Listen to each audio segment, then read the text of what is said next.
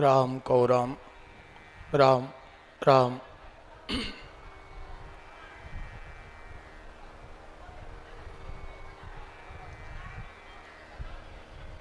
राम राम राम राम राम राम राम।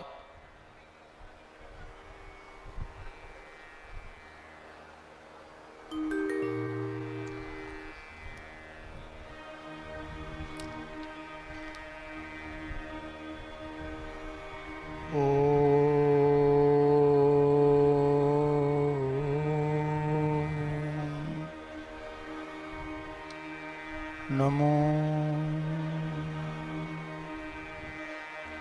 भगवते वासुदेवाय नमः। ओम श्री सीतारामाय नमः। श्री गुरुचरण कमलेभ्यो नमः। श्री रामदूताय नमः। विघ्नेश्वराय वरदाय सुरप्रियाय लंबोदराय सकलाय जगद्दिताय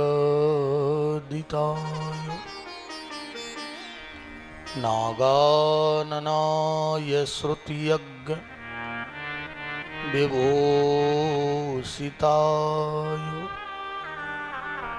गौरीसुताय गणनाथ नमो नमस्ते। गंगातरंगरमणीय जटाकलापम्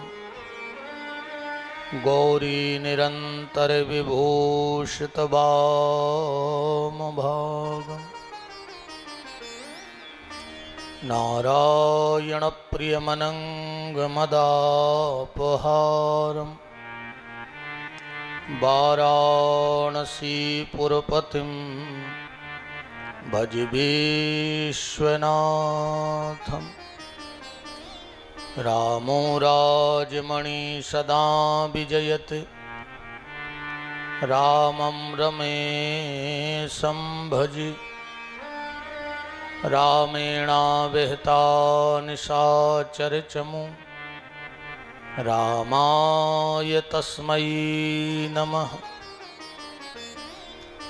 अंजनानंदनं वीरं जानकी शोकनाशनं कपीसमक्षहन्तारं वन्दे लंकाभयंकरम्। काहू को भरोसो गणेश शीस शारदा को। काहू को भरोसो महादेव ब्रह्म ज्ञानी को। काहू को भरोसो गंगा यमुना लक्ष्मी को। काहू को भरोसो सिंहवाहिनी भवानी को। आस तो लगी है प्रभु करना ना निराश हमें। हमको तो भरोसो हनुमान अष्टध्यानी को। जय जय रानी राधिके जय जय नवल किशोर। जय गोपी चितचोर प्रभु जय जय माखन चोर। भगति भक्त भगवंत गुरु चतुर नाम बपु एक। तिनके पद वंदन किए नासत विघ्न अनेक।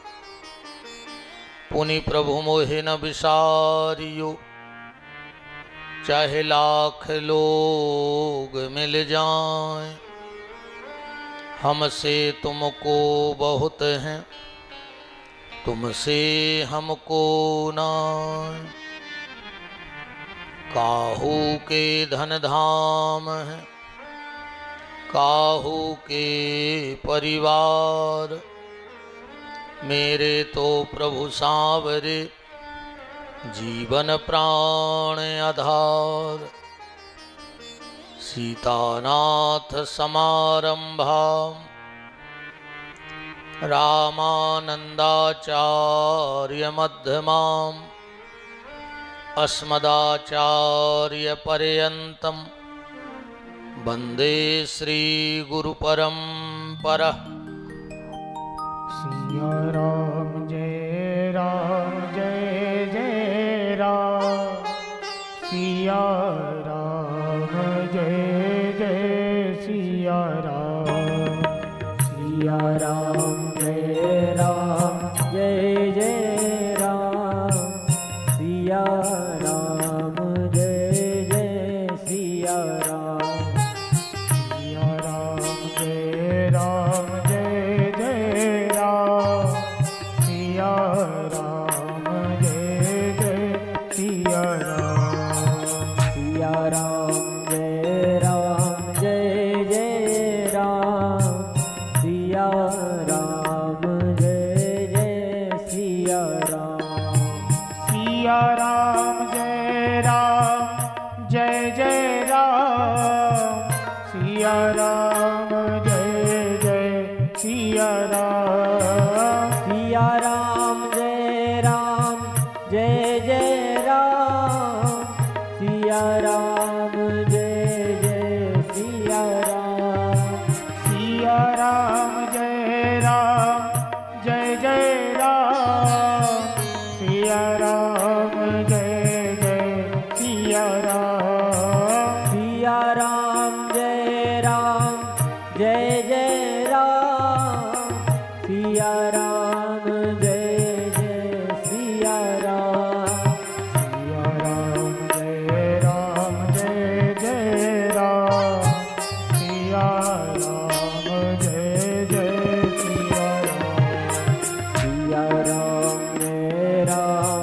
जय जय राम, सिया राम जय जय राम, सिया राम जय जय राम, सिया राम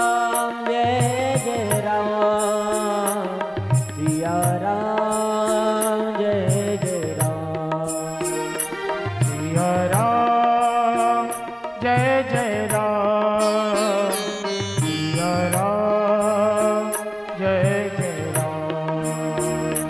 सिया राम जय जय राम, सिया राम जय जय राम, सिया राम जय जय राम, सिया राम जय जय सिया राम, सिया राम जय जय राम, सिया राम जय जय सिया राम, सिया राम जय जय राम, सिया राम जय जय सिया राम, सिया राम जय जय राम, सिया राम जय जय सिया राम, ओ सिया राम जय जय राम, सिया राम जय जय सिया राम, सिया राम जय जय राम, सिया राम जय जय सिया राम, सिया राम जय जय राम, सिया राम जय जय सिया राम, सिया राम जय जय राम, सिया राम जय जय सिया राम, हो सिया राम जय जय राम, सिया राम जय जय सिया राम, सिया राम जय जय राम, सिया राम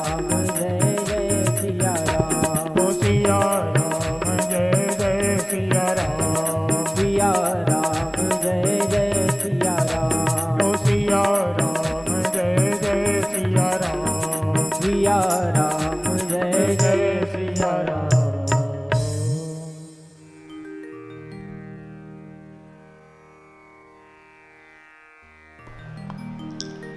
राम कहो राम।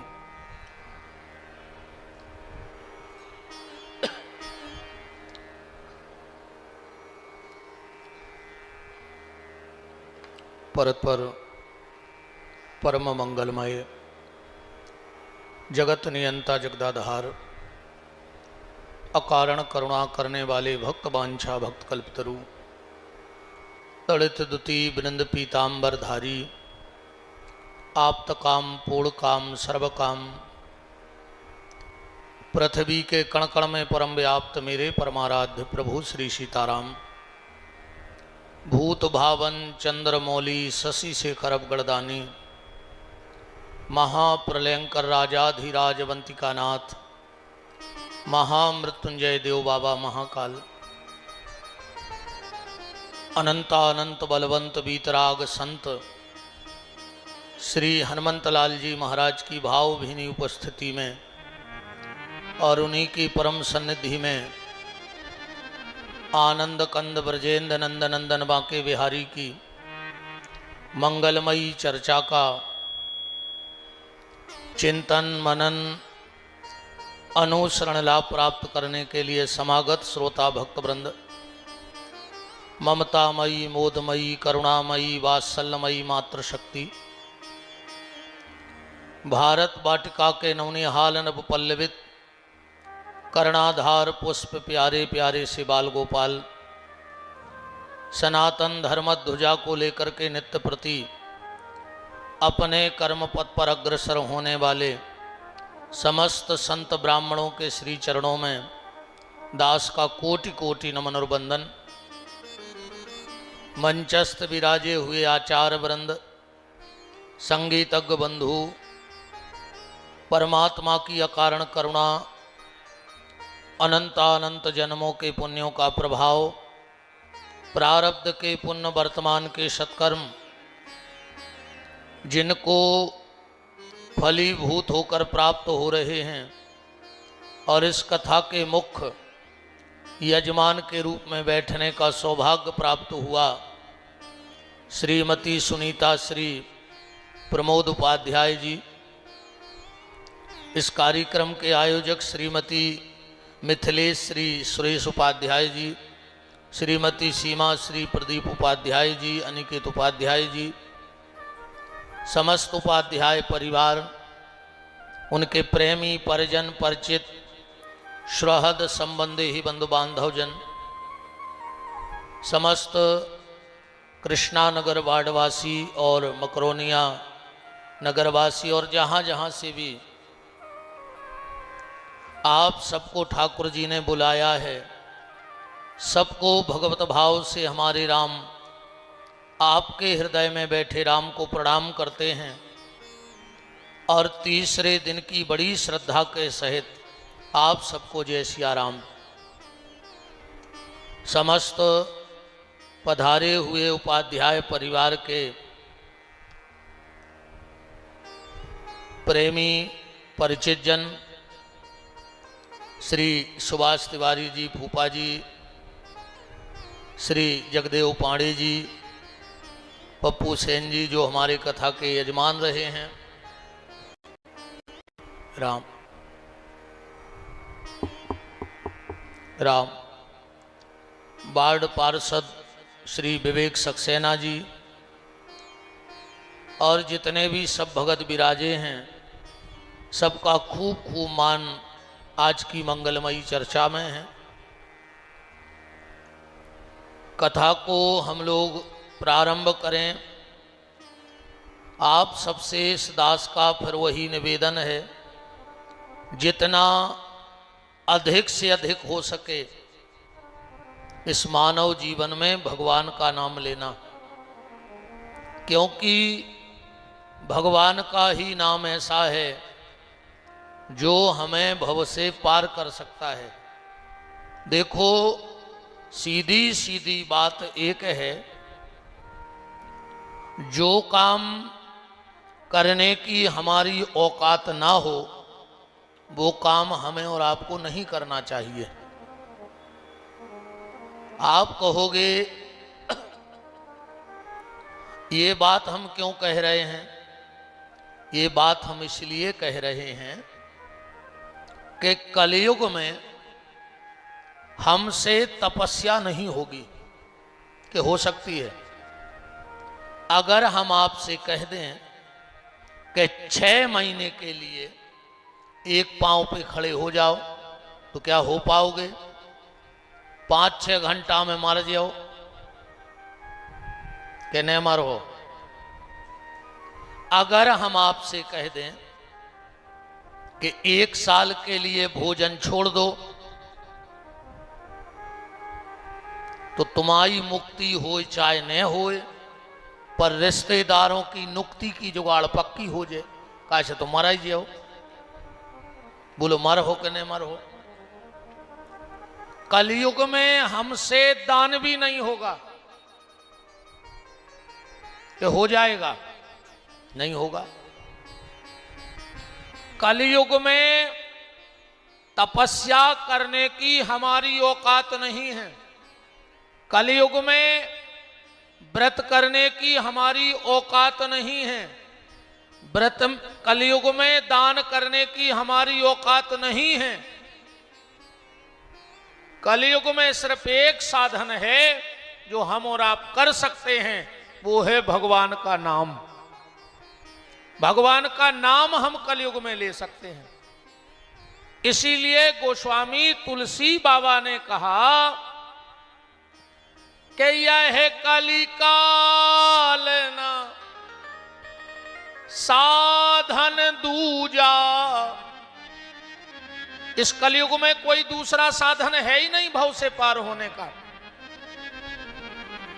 कि यह कलिकाल ना साधन दूजा, और जोग यज्ञ जप तप व्रत पूजा।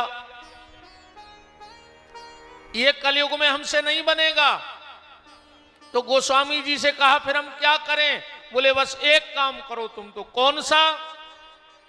राम ही सुमरिए, राम जी का ध्यान करो, और राम ही गावी। राम का ध्यान करो, राम जी का नाम जपो। और इतना ना हो पाए तो फिर गोस्वामी जी ने कहा बिल्कुल सरल उपाय है। अगर भजन भी नहीं कर पा रहे हो, कीर्तन भी नहीं कर पा रहे हो, स्मरण भी नहीं कर पा रहे हो, तो गोस्वामी जी बोले फिर बस एक काम करो कलयुग में। बोले कौन सा? संतत सुनहि राम गुण गावहि। कहीं जाके सत्संग में बैठ जाओ और भगवान की कथा को सुनो। ये सबसे सरल साधन है कलयुग में। देखो, जीवन तो जीना ही पड़ेगा कि नहीं जीना पड़ेगा? जीना पड़ेगा।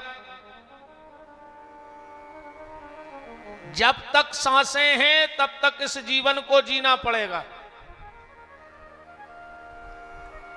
देखो, जब तक जुबान बोलती है, और जिस दिन जुबान बोलना बंद कर देती है तो फिर आंखें बोलती हैं। बोलती हैं कि नहीं बोलती?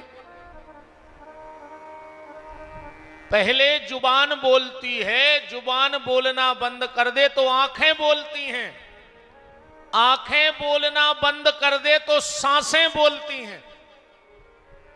आदमी सो जाए, आंखों को बोल वो बंद होगा, फिर भी मरो तो नहीं, सांस चल रही माने जिंदा है। पहले जुबान बोलती है, फिर आंखें बोलती हैं, आंखें नहीं बोलती तो सांसें बोलती हैं, और सांसें नहीं बोलती तो धड़कन बोलती है। बोलती है कि नहीं बोलती? डॉक्टर वो मीटर ईटर लगा के हाँ वे धड़कन चल रही है, भली सांसें कम है पर धड़कन अब है। तो जुबान बोलती है, जुबान नहीं बोलती तो आंखें बोलती हैं, आंखें नहीं बोलती तो सांसें बोलती हैं, सांसें नहीं बोलती तो धड़कन बोलती है, और जब धड़कन नहीं बोलती तो फिर डॉक्टर बोलता है आई एम सॉरी। बोलता है कि नहीं? फिर आखिरी में डॉक्टर बोलता है आई एम सॉरी। अब धड़कन ही नहीं बोल रही तो ले जाओ, किस काम के बचे? तो जीवन तो जीना है, पर एक बात से गणना करना, कपड़ा चूहा भी काटता है और कपड़ा दर्जी भी काटता है। काटता है कि नहीं काटता? कपड़ा चूहा भी काटता है और कपड़ा दर्जी भी काटता है, पर दोनों में अंतर है। जब कपड़े को चूहा काटता है तो कपड़े का बंटा झाड़ कर देता है, पर जब दर्जी उस कपड़े को काटता है तो उसका उद्धार कर देता है। करता है कि नहीं करता है? तो जीवन हमें भी काटना है, तो फिर हम इस जीवन को चूहे की तरह ना काटें। देखो, या तो जीवन का तमाशा बनेगा, बनेगा कि नहीं बनेगा? या तो जीवन का तमाशा बनेगा या जीवन का तीर्थ बनेगा। हाथ आपके है कि आपको क्या बनाना है। इस जीवन को तीर्थ बनाना है कि तमाशा बनाना है। जीवन तुम्हें ढंग का जीना है कि ढोंग का जीना है, ये तुम्हारे हाथ में है। आज की चर्चा और आज की जो कथा है, वो कथा परीक्षित और सुखदेव जी का संवाद है। आज सृष्टि की उत्पत्ति की कथा है। आज का जो विषय रहेगा कथा का, वो सृष्टि की उत्पत्ति है। सुखदेव जी जो परीक्षित को नियम बताएंगे आज, वो ढंग के जीवन जीने का नियम होगा, ढोंग के जीवन जीने का नियम नहीं होगा। आज की एक एक बात आज अमृत भी होगा और कथामृत भी होगा, क्योंकि जैसे ही सुखदेव जी आएंगे और देवता पहुंच जाते हैं अमृत का घट लेकर के, देवताओं ने अमृत का घट सुखदेव जी के सामने रख दिया और कहा कि भगवान, ये जो समुद्र का निकला हुआ अमृत है, इसे राजा परीक्षित को पिला दो जिसमें वो अमर हो जाए, और जो कथा का अमृत है वो हम लोगों को पिला दो। सुखदेव जी ने कहा, ये फैसला तो परीक्षित करेगा कि उसे समुद्र का निकला हुआ अमृत पीना है कि भागवत अमृत को पीना है। ये फैसला किसके हाथ में है? परीक्षित के। सुखदेव जी ने कहा, परीक्षित बताओ तुम्हें कौन सा अमृत पीना है? कथामृत पीना है कि समुद्र से निकला हुआ अमृत पीना है? सुखदेव जी ने कहा, तो परीक्षित जी बोले कि भगवान, जब मैंने अपना सर्वस्व आपके चरणों में निछावर कर दिया है, तो अब आप बताओ कि इन दोनों में अंतर कितना है? कथामृत में और समुद्र के निकले अमृत में फर्क कितना है? सुखदेव जी कहते हैं, राजन, अगर समुद्र का निकला हुआ अमृत पी लिया तो दीर्घजीवी हो जाओगे, और कथामृत पी लिया तो दिव्यजीवी हो जाओगे। परीक्षित, अगर समुद्र का निकला हुआ अमृत तूने पी लिया तो अमरत्व को प्राप्त हो जाओगे, और अगर कथा के अमृत को पी लिया तो अभयत्व को प्राप्त हो जाओगे। अब बताओ तुम्हें क्या करना है। परीक्षित जी बोले, भगवान आप हमें यह बताओ कि अमरत्व में और अभयत्व में क्या अंतर है, दीर्घ जीवी में और दिव्य जीवी में क्या अंतर है। सुखदेव जी बोले, सुनो राजन, अमरत्व और अभयत्व में ये अंतर है, और दीर्घ जीवी और दिव्य जीवी में ये अंतर है। देवता अमरत्व को तो प्राप्त हो गए, पर अभयत्व को प्राप्त नहीं हुए। देवताओं ने समुद्र मंथन का अमृत निकला और पी लिया, अमर तो हो गए, पर जब भी कोई दैत्य उन पे हमला करता है, आक्रमण करता है, तो वो जाके गुफाओं में छुप जाते हैं। मरने का डर उनको आज भी है। संसारी को मरने का डर होता है, पर साधक को मरने का डर नहीं होता। इसीलिए कबीरदास जी ने बड़ी प्यारी बात कही कि मरने से या जग डरे। कबीरदास जी कह रहे जी डर लगत हो मरवे से सो डरात रहो, मरवे से या जग डरे मोरे मन आनंद, मरने पर ही पाऊंगा मैं तो पूर्णा परमानंद। जब मरूंगा तभी तो उससे मिलूंगा। तो अमरत्व और अभयत्व, अच्छा दीर्घ जीवी और दिव्य जीवी में क्या अंतर है। आदमी को यह नहीं सोचना चाहिए कि हम कितना जिए, ये कभी मत सोचो कि हम कितना जिए, ये सोचो हम जितना भी जिए वो कैसे जिए। लंबी आयु से क्या होगा। सर्प की आयु 1000 वर्ष की है। सर्प की कितनी आयु है? 1000 वर्ष। अच्छा सांप अब ही मर जाए अपन का नुकसान है, और सांप 1000 की जगह 2000 साल जिंदा रह जाए तो समाज को क्या फायदा है वो कि जिंदा रहे भी। बताओ, मर भी जाए तो नुकसान नहीं और जिंदा भी रहे तो फायदा नहीं। हालांकि आजकल तो बड़ी दिक्कत बन गई है। एक सांप ने एक आदमी को डसा, एक सांप ने एक आदमी को डसा। सांप तो सुरक्षित है, आदमी तो सुरक्षित है, सांप चल बसा। अब सांपों ने शहर में आ वो बंद कर दो, नाक पांच में कम दिखाने लगे।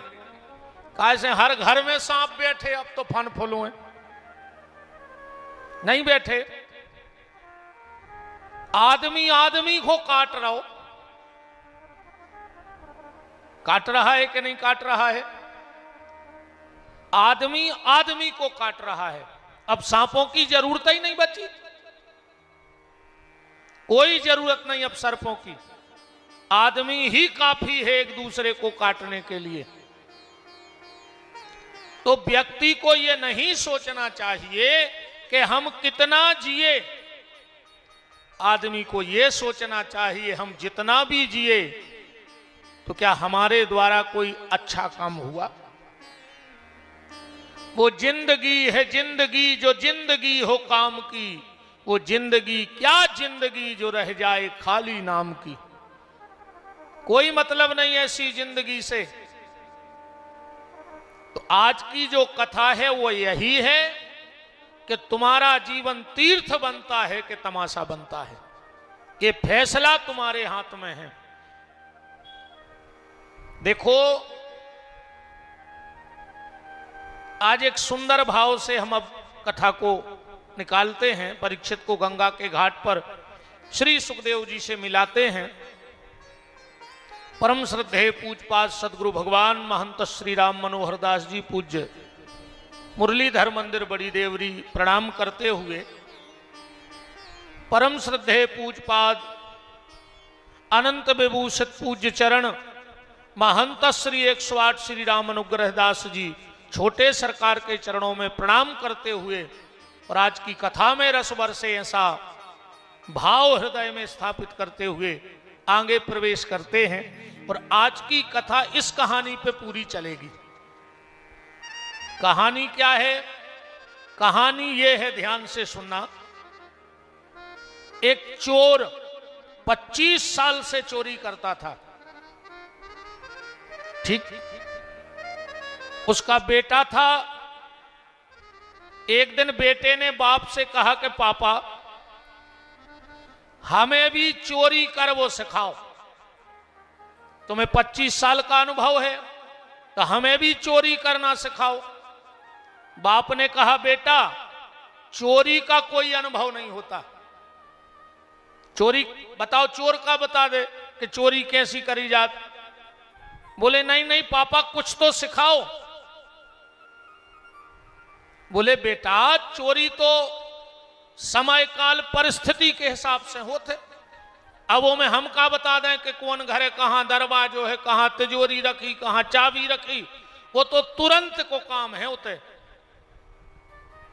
बोले पापा फिर भी हम पहली बार चोरी करने जा रहे तो हमें डर लगता है।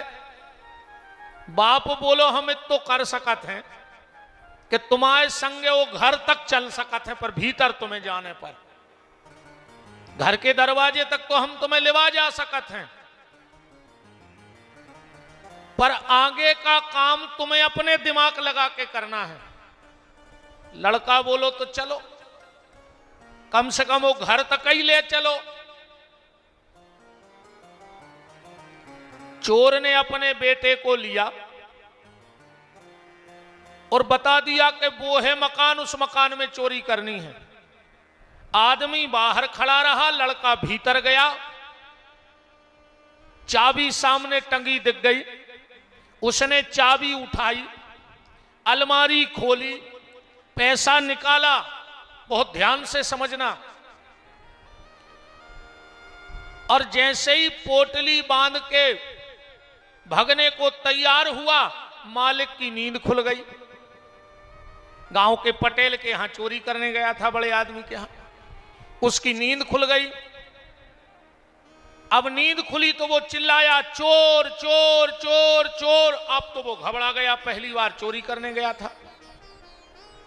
तो वो नीचे को ना भागकर ऊपर जीना पे चढ़ गया, छत पर गया। उसने सोचा अब तो मर गए, अब क्या करें। तो उसने छत से नीचे झांक कर देखा तो बगल में एक खाली जगह डरी थी, तो बहुत चारों धरो तो घास। उन्हें सोची अब छत पे तो मरा ही जे, तो अब कूद जाओ चाहिए, हाथ पांव टूटे जब देखीजे। तो पूरे पैसे की थैली लेकर वो उस घास में कूद गया। अब पूरा मोहल्ला इकट्ठा हो गया। इस लड़के ने पता क्या किया, जेब से निकाली माचिस और वो चारे में आग ही लगा दी। धू धू करके चारा जलने लगा, पूरे मोहल्ला में हड़कंप मच गया। आग लग गई, आग लग गई, आग लग गई। अब पटेल जिसके यहां चोरी हुई थी वो पूरा मोहल्ला इकट्ठा हो गया। जो लड़का चोरी करने गया था वो दौड़ के गया पटेल के पास। अब तो कुआ चीन रहो, रात में गो तो वो कहने लगो पटेल आगी लग गई। बोले हाँ। बोले जल्दी तुम्हारे ट्रैक्टर की चाबी दो, हम टैंकर ले जाएं। अब पटेल तो हड़बड़ाहट में उन्हें जल्दी चाबी दे दी, उन्हें ट्रैक्टर करो चालू, घरे आ गए। बोले पिताजी माल भी आ गया और ट्रैक्टर भी आ गया। कहानी बस इतना ही है आज की। ये कहानी आपसे क्या कह रही है, किसी को भी कोई साधना करनी है, कोई भजन करना है, कोई पूजन करना है, तो संत सदगुरु तुम्हें उस दरवाजे तक तो ले जा सकता है। जैसे चोर अपने बेटे को दरवाजे तक लाया, ऐसे कोई भी तुम्हारा गुरु हो, संत हो, ज्ञानी हो, ध्यानी हो, वो तुम्हें उस मंजिल के दरवाजे तक ले जा सकता है। पर आगे का काम तुम्हें अपने दिमाग से करना पड़ेगा। अगर तुम अपना दिमाग नहीं लगाओगे तो तुम आगे कुछ नहीं कर पाओगे। डॉक्टर ने तुम्हें दवाई दे दी, अब खानी तो तुम्हें पड़ेगी कि नहीं खानी पड़ेगी? कि खाली डॉक्टर दवाई दे दे तो रोग ठीक हो जाएगा? ऐसे ही गुरु ने तुम्हें मंत्र दिया, पर उसको जपना तो तुम्हें पड़ेगा कि नहीं पड़ेगा? गुरु ने तुम्हें कोई क्रिया बताई, करनी तो तुम्हें पड़ेगी। वो तुम्हें खाली उस दरवाजे तक ले जा सकता है, पर आगे का काम तुम्हें करना है। क्योंकि जितने भी सिद्ध साधक महापुरुष हुए, उनको जो उचित लगा उन्होंने वो साधना की। अब जरूरी नहीं कि जो साधना उन्होंने की वो तुम कर सको। बताओ, हर आदमी की शरीर की अपनी क्षमता है। अब तुम चाहो कि दादा गुरु ने 3 साल से भोजन नहीं करे, तुम 3 दिन आने करो सो मार जाओ, तो जो उन्होंने किया वो हम नहीं कर सकते। पर हमें एक रास्ता मिला है, तो तुम्हें अपने अनुभव के हिसाब से आगे बढ़ना होगा। इसलिए भगवान शंकर पार्वती जी से कह रहे हैं कि उमा कहूं मैं अनुभव अपना, ओ सत हरि भजन जगत सब सपना। संत अपना अनुभव बता सकते हैं, पर अनुकरण तुम्हें करना होगा, अनुसरण तुम्हें करना होगा। इसलिए देखो, बात सीधी सीधी ये है कि परीक्षित जी के लिए सुखदेव जी रास्ता बताएंगे आज, पर चलना तो परीक्षित को पड़ेगा कि नहीं पड़ेगा? गंगा के घाट पर जब श्री सुखदेव जी पहुंच रहे हैं, उसके पहले परीक्षित जी पहुंचे। बड़े बड़े यमलात्मा, महात्मा, साधु, संत, योगी, यति, तपस्वी पहले से वहां बैठे हैं। हाथ जोड़कर परीक्षित जी ने कहा, म्रियमाणस्य किम कर्तव्यो, मरने वाले को आखिर क्या करना चाहिए? देखो, ये सारा संसार ही मरणासन है, मरना तो सबको है। तुरंत संत मुनि महात्मा इकट्ठे हो गए। अच्छा, ये सो भी लिखो है कि 45 साल पहले भीड़ इकट्ठी हो गई थी कथा सुनने वालों की। कितने समय पहले? 45 साल पहले। हुआ क्या था, जब परीक्षित जी का जन्म हुआ, युधिष्ठिर ने ब्राह्मणों से कुंडली बनवाई, और जब कुंडली दिखवाई तो ब्राह्मणों ने कहा, महाराज वैसे तो ये बालक तुम्हारे कुल का सूर्य बनेगा, पर जब यह 45 वर्ष का हो जाएगा तो तक्षक नाम के सर्प के काटने से इसकी मृत्यु हो जाएगी। युधिष्ठिर जी तो घबरा गए, बोले महाराज इसका कोई उपाय है? ब्राह्मण बोले, महाराज चिंता ना करो, जो भगवान परीक्षित को बचाने गर्भ में आए थे, वही भगवान परीक्षित को बचाने गंगा के घाट पे आएंगे। अब तो परीक्षित जी ने कह दिया, फिर हमें काय की चिंता, कि हमें चिंता नहीं अपनी, उन्हें चिंता हमारी है। हमारी जान का रक्षक तो चक्र सुदर्शनधारी है। ये बात कानों कान खबर फैल गई।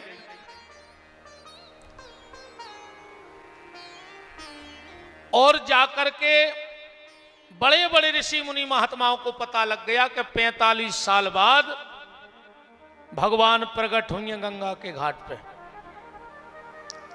तो जो बड़े बड़े यमलात्मा, महात्मा, साधु, संत, योगी, यति, तपस्वी कंदराओं में छुपे बैठे थे, वो निकल निकल करके गंगा के घाट पे आ गए। बोले क्यों? बोले हमें भगवान मिले चाहे न मिले, पर परीक्षित के लिए तो आएंगे। तो परीक्षित के साथ साथ हम सबको भगवान के दर्शन का सौभाग्य मिल जाएगा। इसलिए 45 साल पहले भीड़ इकट्ठी हो गई थी गंगा के घाट पर। जो परीक्षित ने देखा, हाथ जोड़कर कहा, कौन कहता है कि ब्राह्मण बालक ने हमें श्राप दिया है? ना ब्राह्मण बालक हमें श्राप देता, ना मेरा घर छूटता, और ना आप जैसे संतों का मुझे दर्शन होता। रही बात मौत की, वो तो आएगी, आज नहीं तो कल, कल नहीं तो परसों, और परसों नहीं तो बरसों के बाद तो मरना ही मरना है। और परीक्षित ने एक बात और कही कि दुनिया में कोई व्यक्ति ये नहीं कह सकता कि हम अमर हैं, पर ये परीक्षित कह रहा है कि हम 7 दिन के लिए अमर हो गए, क्योंकि ब्राह्मण बालक का श्राप मिथ्या हो नहीं सकता।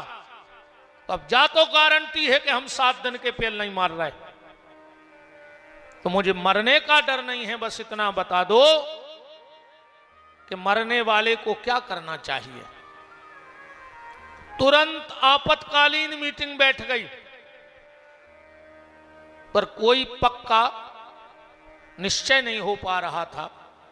उसी समय भागवत जी में लिखा है कि तत्रा भवत भगवान व्यास पुत्रो अलिक्षलिंगो निजलाभ तुष्टई स्त्री पुरुष भेद रहिता दुई अष्ट वर्षा। सुखदेव जी की उम्र कितनी है? 2 अष्ट वर्षा। 8 दूनी 16 साल के हैं श्री सुखदेव जी। व्यास जी से कहा सीधा 16 साल क्यों नहीं लिखा? सीधा 16 साल क्यों नहीं लिखा? अगर कोई से पूछो कै साल के हो गए, मान के चलो हमसे पूछो कै साल के, वो हम कह दें 22 दूनी 44 साल के हो गए आज हम। आज तिथि के हिसाब से हमारा जन्मदिन है, हम संतान सप्तमी को ही हमारा जन्म हुआ था। और संयोग देखो शनिवार के दिन ही संतान सप्तमी थी। आज भी शनिवार को संतान सप्तमी है। हम 44 साल पौने 3 घंटा के हो गए।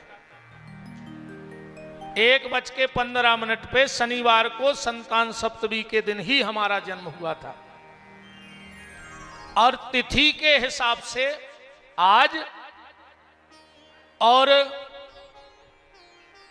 तारीख के हिसाब से 5 सितंबर शिक्षक दिवस के दिन पड़ता है। 5 सितंबर को नहीं, हमने ऐसे नहीं कही कि माला पेराव जन्मदिन है।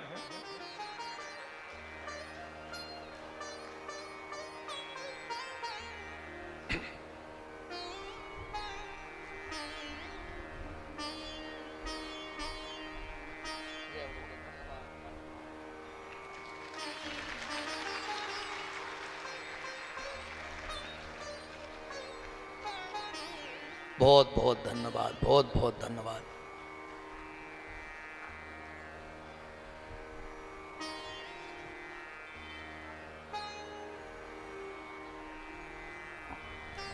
राम वजन सी पड़ रही है आज तना, वजन खिंच रहा है गलो।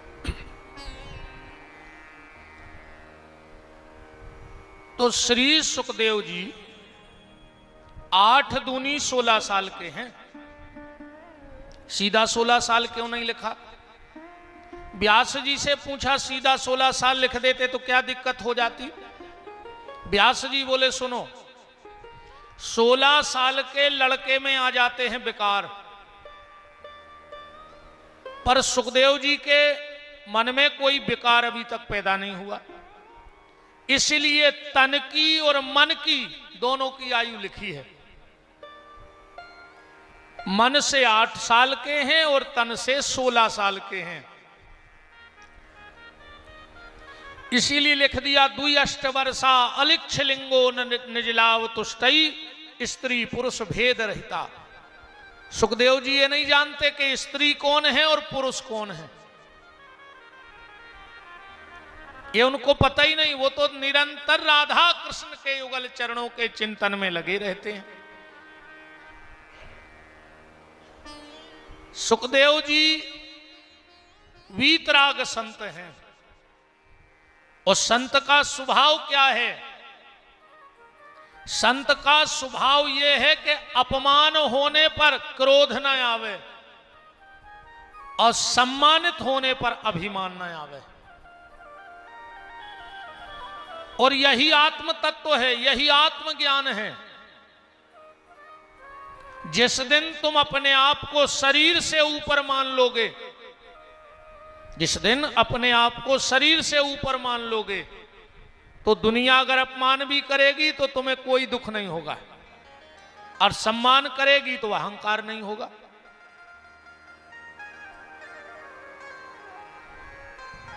तो श्री सुखदेव जी स्त्री पुरुष के भेद को नहीं जानते।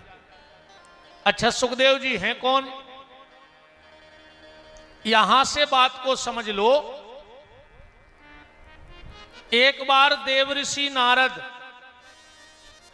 माता पार्वती जी के यहां गए। अब पार्वती जी के गुरु जी हैं, तो बड़ा स्वागत सत्कार किया माता जी ने गुरु जी का। पार्वती जी ने हाथ जोड़ के कहा कि गुरुजी आजकल तो तुम आता ही नहीं है, क्या बात है? नारद जी बोले, देवी ऐसो है, हमने आजकल गृहस्थियों के घर में जाबो बंद कर दो है। बोले काय? बोले आदमों ने हम बदनाम कर दो कि हम जे के घरे जे हैं वो के घरे लड़ाई हुई है। ऐसे आजकल हम गृहस्थियों के घरे जाते ही नहीं है, हम तो बाहरे ही बाहरे घूमत हैं। पार्वती जी बोली, गुरुजी हमारे घर आ जाया करो, हमारे घर आने में कोई दिक्कत नहीं। नारद जी बोले, क्यों तुम्हारे घर में लड़ाई नहीं होती?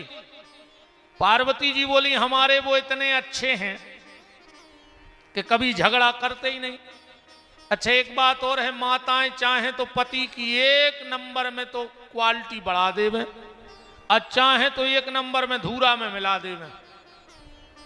कब प्रेम से बुला के देखियो, सुन रही? आई जी का कहते हैं, आई जी कितनो बड़ो अधिकारी बना दो 1 मिनट में, पुलिस को आई जी बना दो 1 मिनट में, और कौन नाराज हो पाई। और डब्लू के पापा तुम में नहीं है, 2 कोड़ी की अक्कल वो की सीताराम कर देत के नहीं कर देत। श्री वृंदावन बिहारी लाल की। पार्वती जी बोली कि नारद बाबा हमारे पति बहुत अच्छे हैं, रही बात झगड़े की तो हमारे घर में तो वो भी झगड़ा नहीं करते जो जन्म के दुश्मन हैं। कौन? अच्छा, एक बात बताओ, सांप और चूहा एक जगह रह सकते हैं? कभी नहीं रह सकते। पर भगवान शिव के गले में पड़ा है सर्प, और भगवान गणेश का वाहन है मूषक माने चूहा। एक ही जगह दोनों खेलते रहते हैं। अच्छा, मोर का सबसे प्रिय भोजन क्या है? मोर का सबसे प्रिय भोजन है सर्प। तो बड़े सुपुत्र कार्तिकेय जी का वाहन है मोर, और भगवान शिव के गले में पड़ा है सर्प। पड़ा है कि नहीं पड़ा?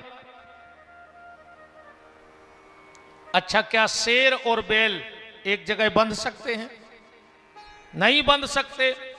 पर माता जी का वाहन है सिंह और भोलेनाथ का वाहन है बैल, एक ही खूंटे से दोनों बंध जाते हैं। तो पार्वती जी बोली, नारद बाबा हमारे घर में तो वो नहीं लड़ते जो जन्म के दुश्मन हैं। कारण जिनके घर में भगवान का भजन होता है उनके घर के जानवरों में भी प्रेम हो जाता है। और जिनके घर में भजन नहीं होता उसके घर का इंसान भी जानवरों से बदतर हो जाता है। जहां भजन होगा वहां जानवरों में भी प्रेम होगा, और जहां भजन नहीं वहां के रहने वाले लोग भी जानवरों से बदतर होंगे। अब पार्वती जी बोली, भोलेनाथ ऐसे भी नहीं हमारों में लड़ाई हो, दो दो घर वाली। शंकर जी की कितनी घर वाली है? दो, एक पार्वती और एक गंगा। एक तो 24 घंटा सिर पे ही बैठी रहती, गंगा बैठी रहती सिर पे के नहीं बैठी रहती। कबों कबों गांव में हम कथा करवे जाएं तो दो चार सियानी माताएं आके एक बात जरूर कहे हैं हमसे, बेटा तुम ही हो कहूं हमाओ दुख दूर कर दो। आज तना कथा में एक बात कह दियो अपन को माता जी का, कहे हमारे लड़का ने बहू को मूड़ पे बैठा लो, वो तो घरवारी को मूड़ पे चढ़ाए हैं। कहते हैं अब उनके लाने हमाओ एक ही जवाब है कि माता जी जब शंकर जी की उनकी मूड़ पे बैठ गई, अब अपनी बैठ गई तो अपन का करिए भाई, जो कनो नाव काम तो आए नहीं, ये अपना कोई नया काम तो है नहीं। राम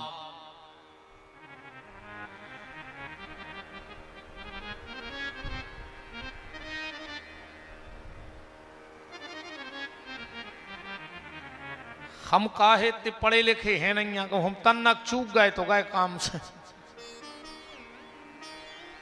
अपनी तो धारा टूटी और हम गए काम से। बोलो वृंदावन बिहारी लाल की। पार्वती जी ने कहा कि हमारे घर में कभी झगड़ा नहीं होता। नारद जी बोले कबहू तो भाव हुई है, ऐसा हो ही नहीं सकता कि पति पत्नी में झगड़ा न होए। और आज के पति पत्नी में तो ऐसो भी झगड़ा हो जाता, एक पति पत्नी सुबह सुबह उठे और लड़ बैठे।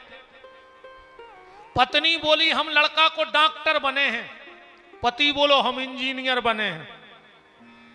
पति बोलो कि हम कमा रहे, हम मेहनत कर रहे, हमारा लड़का इंजीनियर बने हैं। पत्नी बोली हमारा भी अधिकार है, हम बीमार रहे थे, हमारा लड़का डॉक्टर बने हैं। अरे तू में इतनी बढ़ गई कि एक दूसरे की तरफ से बासन फेंकने लगे। पति का इंजीनियर मतलब इंजीनियर, पत्नी का डॉक्टर मतलब डॉक्टर। इतने में एक पड़ोसी आओ, बोले लड़का है रहे। अरे बोले हम इसको समझा रहे कि हम लड़के को इंजीनियर बनाएंगे, और जापने जिद पे अड़ी कि हम लड़का को डॉक्टर बने।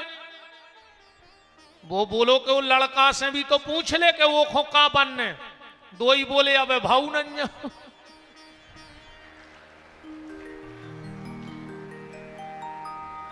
लड़का हुआ नहीं और पति पत्नी में डॉक्टर और इंजीनियर का विवाद चालू हो गया।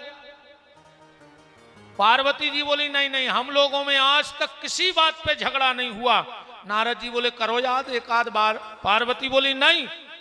तो नारद जी ने मन में सोची अगर आज ही ने भाव तो फिर हम भी नारद ने कहा है अभी तक भली तुम्हारे घर में झगड़ा नहीं हुआ पर आज ही होगा, ये मेरी गारंटी है। मन में विचार कर लिया। बैठे बैठे बोले के देवी भोलेनाथ तो तुम्हें हर बात बता देते होंगे छोटी से छोटी। बोले हाँ। तो नारद जी बोले हम आए तो शिव जी से काम हतो, पर अब तुम में लगाई तो तुम ही बता दे, तुम्हें सब बता दे। पार्वती बोली पूछो। नारद जी बोले कि बहुत दिन से हमारे मन में एक शंका है कि शिव जी के गले में ये मुंडमाल पड़े ये कहां से आए। पार्वती बोली बस इतना ही नहीं बताई।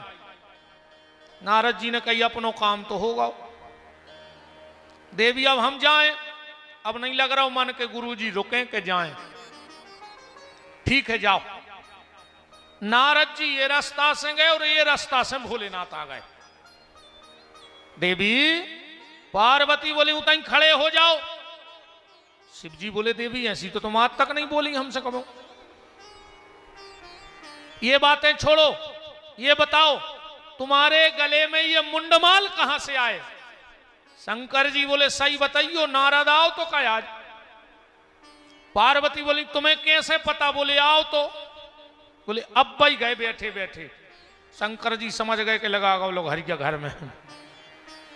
देवी उन नारद के चक्कर में न पड़ो, तुम गुरु जी के खिलाफ न बोलियो। आप तो जा बताओ कि ये मुंडमाल आए कहां से? शंकर जी ने सोची कर रही जमा गाओ रे वो तो। देवी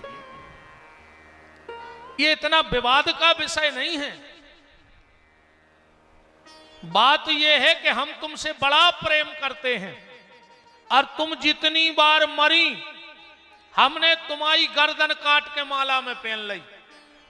पार्वती ने गिनी 108। हम 108 बार मर गए। शिव जी बोले हाँ। और पार्वती बोली तुम भी यही बने रहे, हम ही मरत रहे अकेले, तुम्हें कछू ने भाव। शिव जी बोले देवी हम ऐसी कथा जानते हैं कि हम कभी मरेंगे ही नहीं। पार्वती बोली हम तो जानते तुम भोले आहो, तुम तो महाकपटिया धरे। शिव जी बोले मतलब? बोले जब तुम ऐसी दवा जानते थे तो वो दवा हमें क्यों नहीं पिलाई? बार बार मरवे को चक्कर ही खत्म हो जाए। शिव जी बोले दवाई पीने हैं? बोले हाँ पिलाओ। चलो तो फिर अमरनाथ की गुफा में भगवान शिव ले गए पार्वती को और कहा देवी अब हम तुम्हें अमर कथा सुनाएंगे, पर एक चीज का ख्याल रखना, हम जब कथा कहें तो तुम्हें हुंका भरना पड़ेगा, हुंका। अब सियाने सियाने जानत होंगे जो हुंका, आज के मोड़ी मोड़ा नहीं जानत। पहले अपनी दादी नानी हरे किस्सा सुनाती, अपन हुंका भरते और जब तक हुंका भरते तब तक किस्सा चलती, हुंका बंद माने भैया सो गाओ। अब आज के मोड़ी मोड़ा जो कार्टून देख रहा है, अब बेका जाने किस्सा कहानी सुबह खुदा ही कार्टून बने फिर रहा है। आजकल वह एक कटिंग चल गई है, ने ये तर पे बार ने ये तर पे, बीच में मुर्गा कैसी कलगी धरे में फिर रहा है पूरे सागर में। बताओ जो कौन सी फैशन है आए? बताओ ये फैशन को कछु मतलब है? बाप ने 5000 रुपया दाए मोड़ा आंखों के पेंट ले आओ, उन्हें उतना ही पेंट लेके और घुटनों पे पटा लाओ, है तोरे दाल दुरी की। और सबसे खतरनाक जी बड़े आदमों की औलाद, तन्नक पैसा भाव और उनके मोड़ी मोड़ा नमूना बने। तुम देखो बड़े बड़े आदमों के मोड़ी मोड़ा, ऐसे लगा जैसे कोनो सर्कस को जोकर ने कर गए हो इस शहर में। आधे लाल बार, आधे पीरे, आधे हरी रे कुत्तों घाई खा तमाशे मचाए। कम से कम आदमी हो तो आदमी बने रहो, नमूना तो नहीं बनो।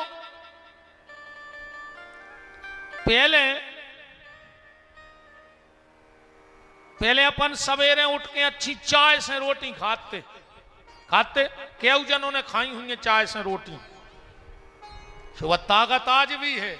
अब आज के मोड़ी मोड़ा खा रहा है कुरकुरे, तन्ना खबा चली गई का कहीं डॉक्टर ने आईसीयू की कह दी। अब कुरकुरे की औलाद से तुम कहां तक उम्मीद रखो? पहले के बाल बच्चे खाते दाल और चूरमा, सो होते सूरमा, और आज के खा रहा है पिज्जा, सो बन गए चुज्जा। चुज्जा से फिर रहा है पिज्जा खा खा के, हवा नहीं से पा रहा है आज के मोड़ी मोड़ा, है ना? अरे राम राम राम। बोलो वृंदावन बिहारी लाल की। तो पहले हुंका भरने का नियम था, पहले हुंका भरने का नियम था। और जो ऐसो नहीं कि अकेले सागर की व्यवस्था आए, अकेले सागर की व्यवस्था नहीं जा,